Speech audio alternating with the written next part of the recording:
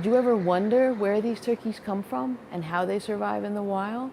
The program I'm going to talk about today is about the wild turkeys that I see by the side of the highway when I'm driving to work or in the woods when I'm walking on a quiet trail.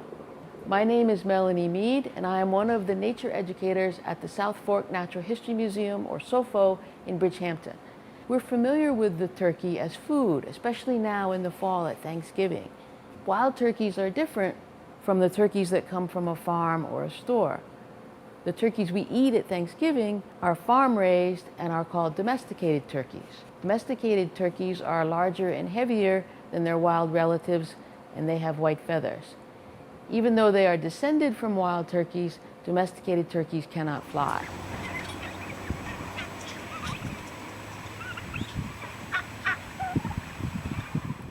Our wild turkey story actually begins 150 years ago.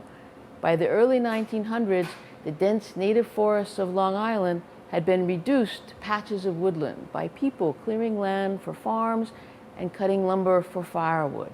Habitat loss and hunting nearly wiped out the wild turkey populations in New York State. In the early 1990s, New York State wildlife biologists tried trapping wild turkeys from upstate New York and reintroducing them to the East End. The success of this wild turkey story is dependent on habitat.